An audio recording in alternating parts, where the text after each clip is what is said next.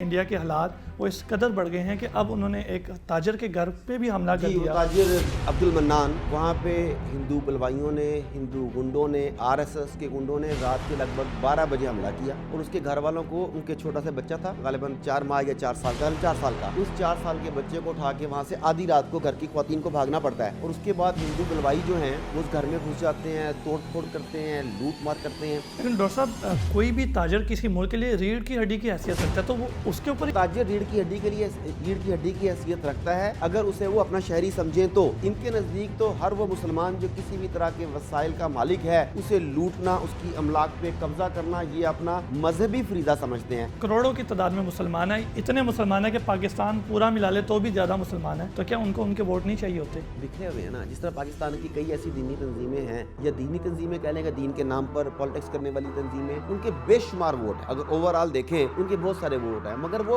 बटे हुए हैं। इंडिया के अंदर जो मुसलमानों के ऊपर हमले हो रहे हैं, तो इसके ऊपर कोई तंजीम वाज़ेह तौर पे इनके साथ मिली हुई है या आम हिंदू ही उठ के मुसलमानों पे हमले कर देते हैं? असल में तो तंजीमें पीछे सपोर्ट करती हैं। अगर कोई आम हिंदू हमला कर दे उसको गवर्नमेंट को पकड़ लेना चाहिए, मगर उसके पीछे क्या है? वो राष्ट्रीय सेवक है इनकी, आरएसएस इनके पीछे है, इवन भारतीय राह इनके पीछे है और इन सब को हुकूमती मुतासब फाशिस्ट हुक्मरान तबके की मुकम्मल सपोर्ट हासिल है। अस्सलाम वालेकुम नाजरीन, मैं हूं आपका मेज़बान मुजीबुर रहमान और आप देख रहे हैं डियर टू टॉक। नाज़रीन, बरसगीर पाक व हिंद की तकसीम से लेके आज तक मुसलमानों पर इंडिया में कभी जुल्म व सितम कम नहीं हुआ, लेकिन रिसेंटली मुसलमानों की नस्ल कुशी इस हद तक बढ़ गई है कि मोदी के किए गए जुल्म से मगरिबी दुनिया भी परेशान है। इसी हवाले से बात करेंगे आज हम डॉक्टर आरिफ सिद्दीकी साहब से। अस्सलाम वालेकुम सर। वालेकुम अस्सलाम। सर, रिसेंटली आप देख रहे हैं कि इंडिया के हालात वो इस कदर बढ़ गए हैं कि अब उन्होंने एक ताजर के घर पे भी हमला कर दिया। ताजिर अब्दुल मन्नान, जी जी बिल्कुल पूरा है। वहाँ पे हिंदू बलवाइयों ने, हिंदू गुंडों ने, आरएसएस के गुंडों ने रात के लगभग 12 बजे हमला किया और उसके घर वालों को, उनके छोटा सा बच्चा था गालिबन 4 माह या 4 साल का, उस 4 साल के बच्चे को उठा के वहाँ से आधी रात को घर की ख्वातीन को भागना पड़ता है और उसके बाद हिंदू बलवाई जो हैं वो उस घर में घुस जाते हैं, तोड़ फोड़ करते हैं, लूट मार करते हैं।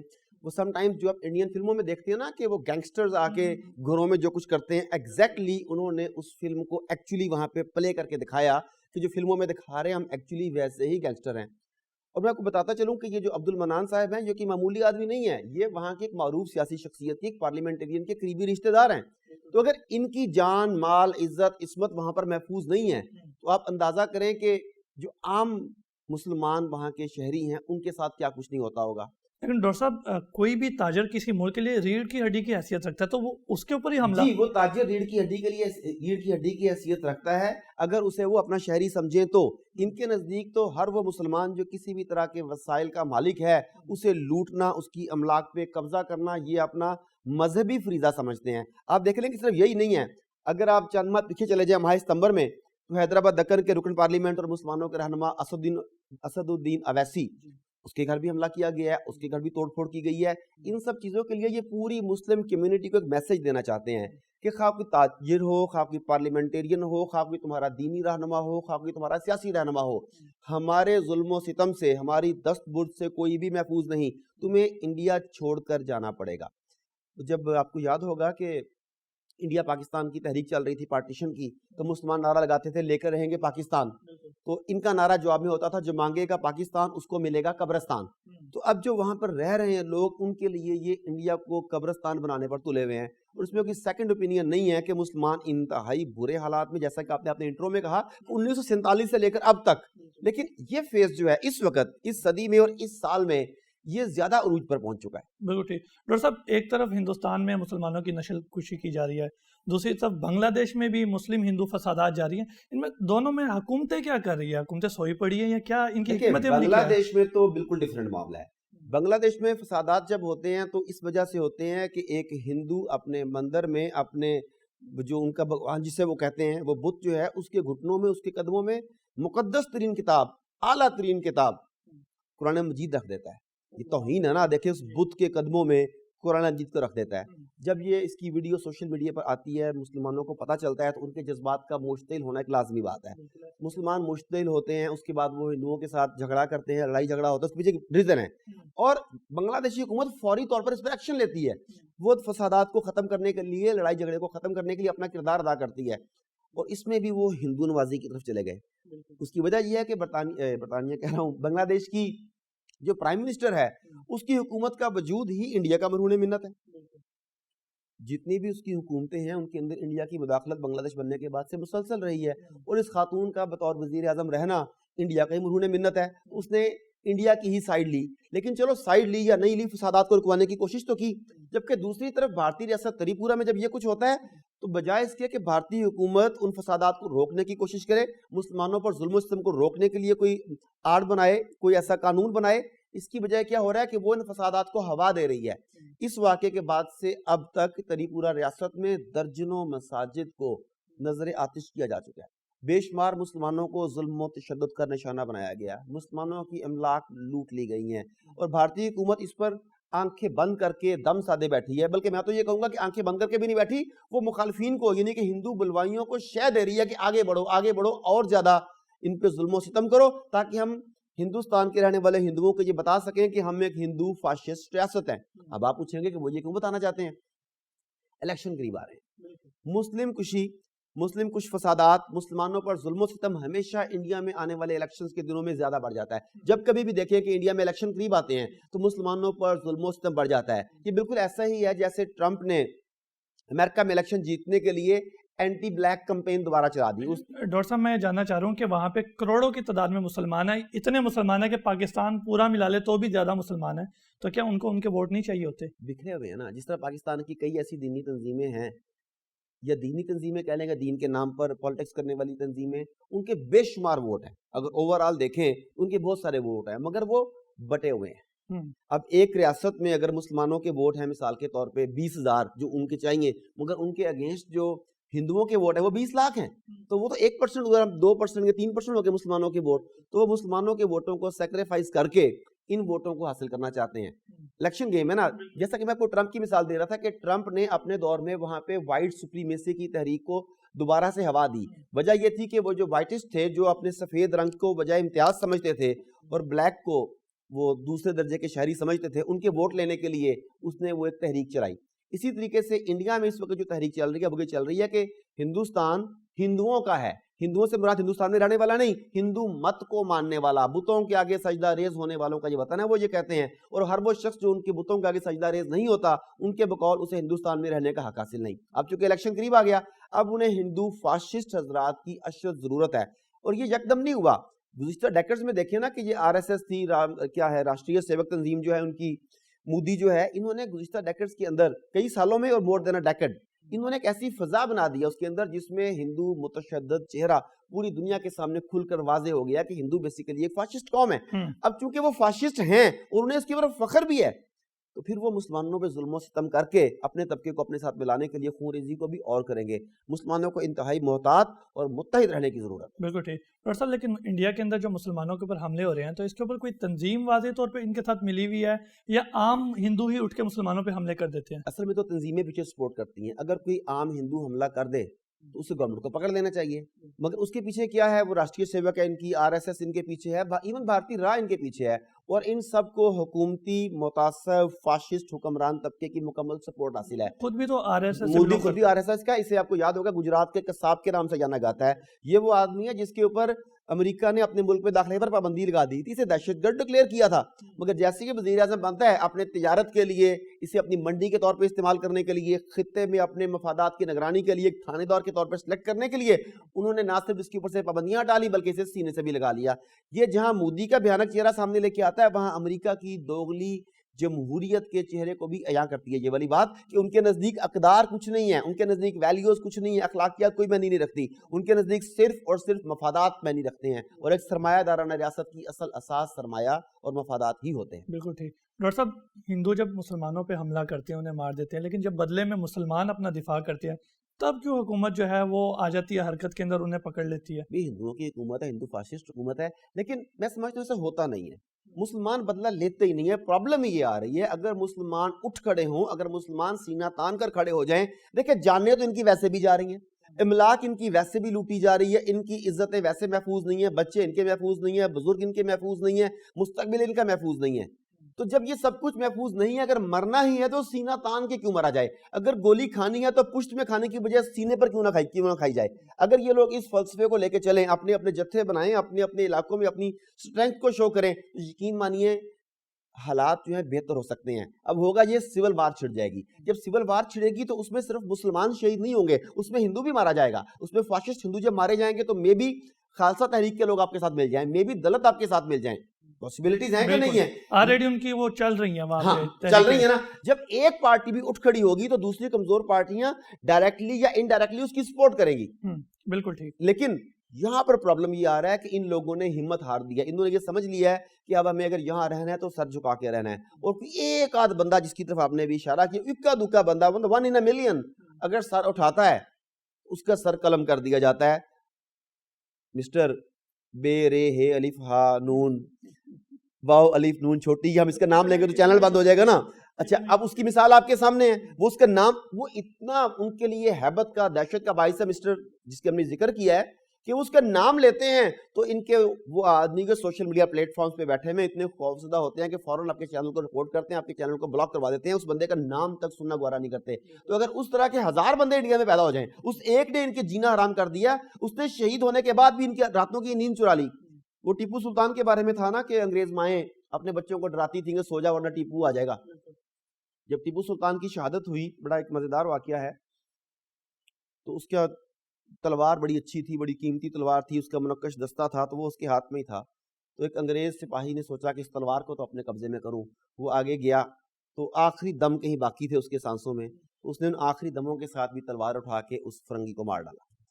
اس کا نتیجہ یہ نکلا کہ اس کے بعد کئی گھنٹے تک اس کی ناش کے پاس, اس کی ڈیڈ باڈی کے پاس کسی فرنگی نے آنے کی جرت نہیں کی کہ یہ مرا ہوا بھی مار دیتا ہے بندوں کو. تو جس طرح وہ ٹیپو سلطان کے ساتھ یہ تھا, میں نے بھی جس کشمیری مجاہد کا ذکر کیا, اس کے ساتھ بھی اس طرح ڈر رہے ہیں. تو اگر اس طرح کے 1000 بندے پیدا ہو جائیں تو آپ اندازہ کریں کہ ان کی حکومت کے لیے جینا کتنا مشکل ہو جائے گا, ان کی حکومت کے لیے مسلمانوں پر ظلم و ستم کرنا کتنا مشکل ہو جائے گا. مگر اس کے لیے انہیں احتجاج کا راستہ بند کرنا ہوگا, انہیں ہتھیار بدست ہونا پڑے گا. دیکھیں, اپنی جان مال عزت آبرو کی خاطر ہتھیار اٹھانا اور اپنی راہ اللہ کی راہ میں دینا شہادت ہے.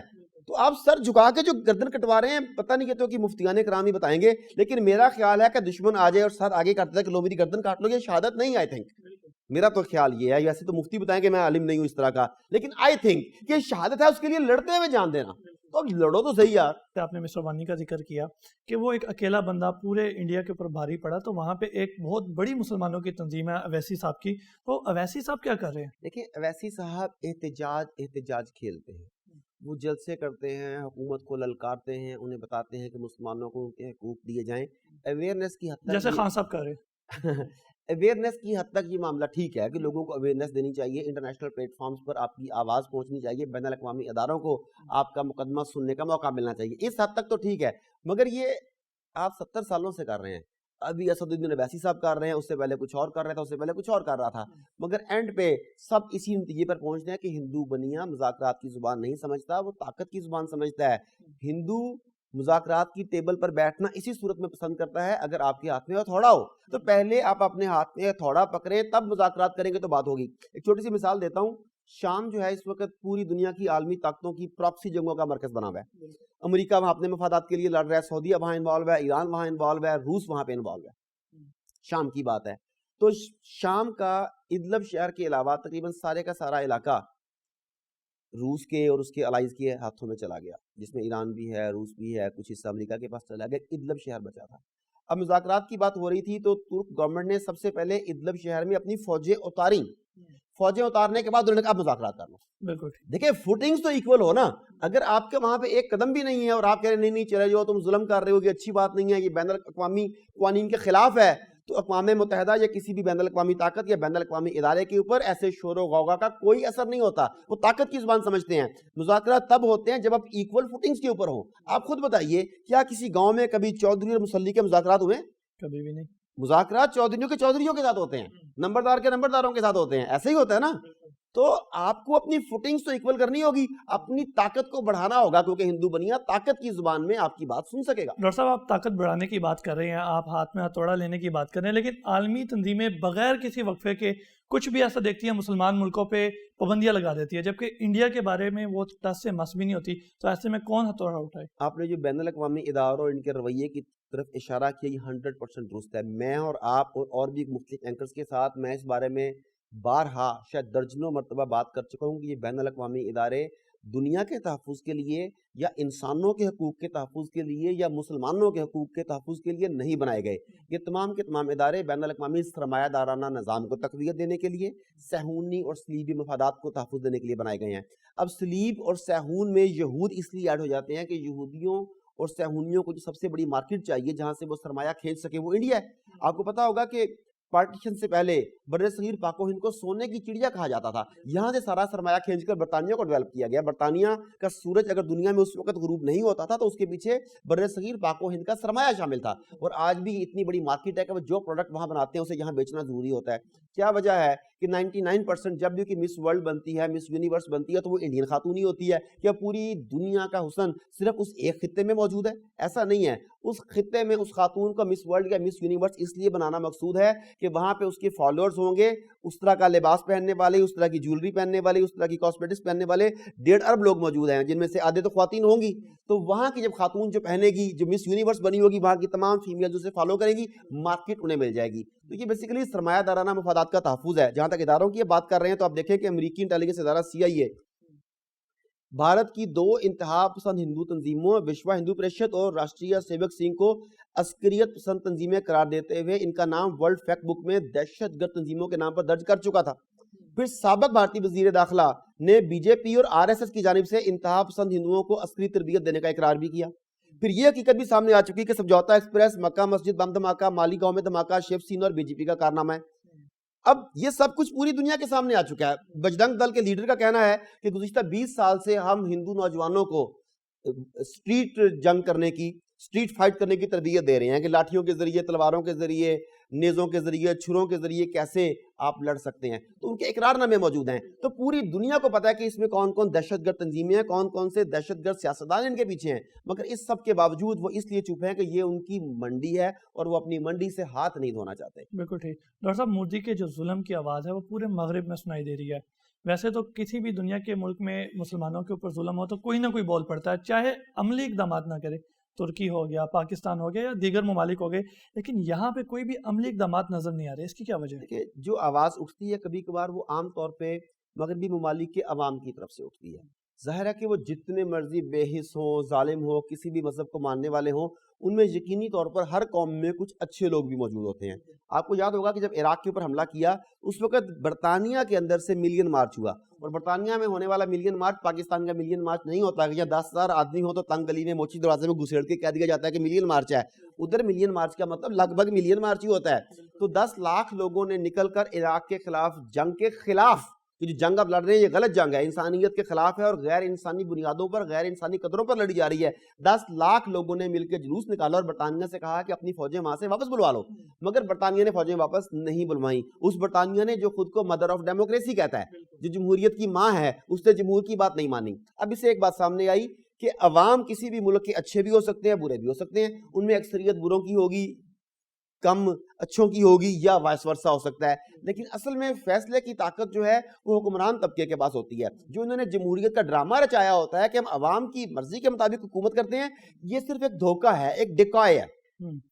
اگر آپ نے کبھی شکار کے اگر شوق ہو آپ کو، یا کوئی شکاری دوست ہوں، جب یہ لوگ مرغابیوں وغیرہ کا شکار کرنے کے لیے نکلتے ہیں نا، تو انہوں نے پلاسٹک کی، ربڑ کی بنی ہوئی مرغابیوں کے کوئی کھلونے سے بنائے ہوتے ہیں، انہیں پہلے پانی میں ڈال دیتے ہیں. اسے وہ ڈیکوائے کہتے ہیں. وہ جو مرغابیاں دیکھتی ہیں اپنے ہم جنس کو، وہ سمجھتی ہیں کہ ہم جیسی ہیں، وہ ادھر اترتی ہیں اور ان کا شکار ہو جاتی ہیں شکاری. اسے ڈیکوائے بولتے ہیں. تو جمہوریت کو ایک ڈیکوائے کے طور پہ، ایک دھوکے کے طور پہ، ایک جال کے طور پہ استعمال کیا جاتا ہے. تو وہ لوگ جس طرح آپ نے کہا کہ چند ممالک سے لوگ بولتے ہیں مگر ان کی عملی مدد نہیں ہوتی، تو لوگ آواز بلند کرتے ہیں. میرے بارے میں آپ کہہ سکتے ہیں کہ آپ ہر وقت بولتے رہتے ہیں کہ انڈیا میں یہ ہو رہا ہے، انڈیا میں یہ ہو رہا ہے، آپ کہہ رہے ہیں جی شام میں یہ ہو رہا ہے، آپ کہہ رہے ہیں فلسطین میں یہ ہو رہا ہے، تو آپ کچھ کرتے کیوں نہیں؟ اب سوال یہ ہے کہ میں کیا کر سکتا ہوں؟ میں لوگوں کو جگا سکتا ہوں، میں سرمایہ دار حضرات کو پیغام بھیج سکتا ہوں کہ آپ اپنے مسلمان مظلوم بے کس بھائیوں کی مدد کریں. میں ڈاکٹرز کو ریکویسٹ کر سکتا ہوں کہ آپ جا کے اپنے علم و فن سے ان کے زخموں کو بھریں جا کے. میں یہ کچھ کر سکتا ہوں نا. میں افواج تک پیغام پہنچا سکتا ہوں کہ آپ اس خاص اسلامی ملک کی فوج نہیں ہیں، آپ امت مسلمہ کی فوج ہیں. This is my capacity. अगर मैं अकेला कैमरा उठा के चला भी जाऊं तो what difference can I make. इसी तरीके से पूरी दुनिया में जो लोग हैं वो इंडिविजुअल हैं. जब ये लोग इकट्ठे होंगे, जब ये लोग ताकत में आ जाएंगे, हजार लोग इकट्ठे हो जाएंगे जब, तो फिर वो लाखों लोगों को इन्फ्लुएंस कर सकेंगे. अभी ये मुंतशिर हैं. जहां तक हुकूमतों की बात है, जिसकी तरफ आपने इशारा किया कि बाज़ों का तुर्की और कभी कभार कोई और मुल्क भी उनके मजालम के खिलाफ आवाज उठाता है, मगर वो आवाज उठाता है सफारती सतह पर बयान देता है, मगर उनके जो माली मफादात हैं वो रास्ते में आड़े आ जाते हैं, और उन माली मफादात के तहफ़्फ़ुज़ के लिए वो वक्ती तौर पे आंखें बंद करने को डिप्लोमेसी करार देते हैं, जिसे मैं मुनाफ़िक़त समझता हूँ. बिल्कुल ठीक. Thank you so much doctor साहब, आपने अपना कीमती वक्त दिया. नाज़रीन, हम सब आवाज़ उठा सकते हैं और अपने हिस्से का काम कर सकते हैं. अब आपकी जिम्मेदारी है कि आप जिस सतह पर हैं वहाँ पे अपने अपने हिस्से का काम करें और लोगों के अंदर शोर बेदार करें. इसी के साथ अपने मेज़बान मुजीबुर रहमान और डेयर टू टॉक की पूरी टीम को इजाज़त दीजिए. अल्लाह ने के बाद.